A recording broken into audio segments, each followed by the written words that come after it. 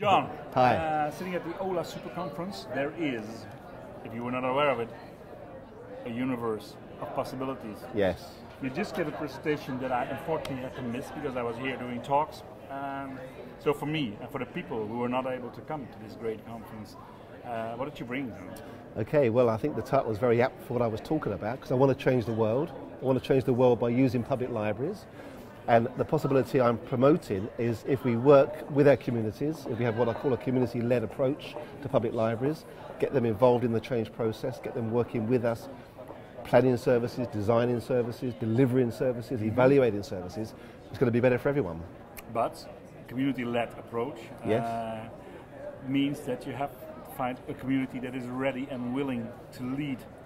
How do you do that? Okay, well, you have to build some capacity with the community, obviously, because they're not used to being led, they're used to being the followers, yeah? It's easy. So you can just sit back and let everything happen to you, but now they have to take charge. Yeah, well, I think most people want more control over their lives. Yeah, they want to have that power, but they're not often given the opportunity. They're given some kind of consultation, they're asked about things that's already been decided what's going to happen, so the consultation is a bit of a sham. Mm-hmm. What I'm talking about is real, active, meaningful engagement with those communities, where they've got a real say in what happens to their library service.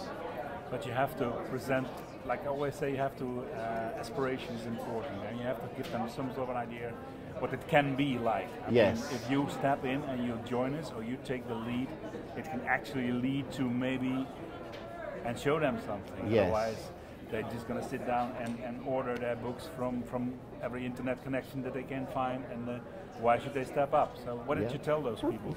Well, I think the basic message about the whole community-led movement is that libraries are an agent of social change. I love that. Yeah, we are social change. We are there. I think traditionally, historically, we've been agents of social control. That's how we was established UK public libraries, were to control what people read, control what people thought, control what people did. I think we need to flip that now. And now we have to let go. Now we have to let go completely and say, whatever you want the library service to be, we can make it happen. Which is a big step for librarians. I know they were sitting there probably saying, wow, I have to really let go, which is a big step. Exactly, and so you started by saying the challenges with the communities who maybe don't want to be led. I think the real challenge is to the profession and to the librarians who don't want to let go. They've got all this power, they've had it for years, they don't want to share it, they don't want to give it up, they don't want to let go. That's the real challenge. So what do you say to them? Did you say to them, okay, the reason if you let go and your community will lead it, this is what it can look like. What can it look like, John? What I say to them is that you think you know what's best for the community. Yes. Yeah, you've got all these skills, but really you're just assuming what people's needs are. You're second guessing. Yeah, you're looking at the community and say, we think with all of our professional knowledge that they need this, they need that. It's an interpretation job. I'm saying that the experts on their needs are the community themselves. So we need to go out there, build relationships directly with the community. Then they'll give us the information that we need to make things better. Build relationships is key. And do you have any sort of examples where this is happening? Well, in Canada, there's some wonderful community-led work going on, particularly in Edmonton. I would say they're probably the lead authority on this, whereby they've got staff with the right kind of community development skills, which is beyond the normal librarian skills set. And they've gone out and they've established sustained interactions. You're building a new library there as well. Yes.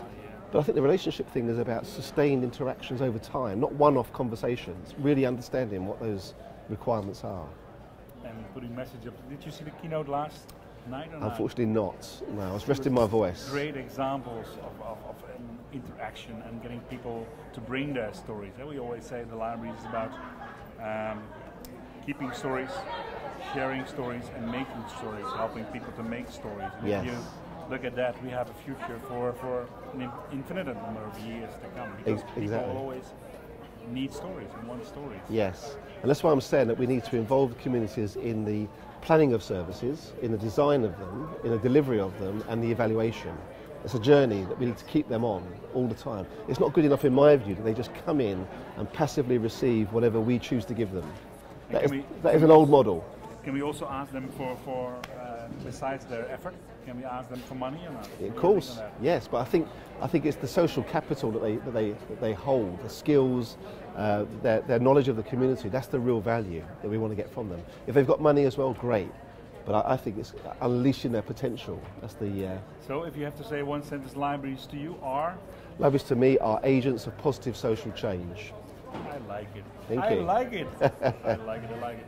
And if you look at, when you're bringing it back to this conference, maybe you can make a bridge here. Like if you say, okay, organizing libraries that are led by communities, how can we make these conferences being led by library communities? Yes, I think. Is there a way there? Is there a role there? I think it would be interesting if we were able to bring ordinary community members to a library conference to see them what kind of issues we're talking about, and then to get their kind of perspective on that. In the same way, what I love to do is take people who've never used a public library, walk them through a public library, and just and keep my mouth closed, and just listen to what they have to say.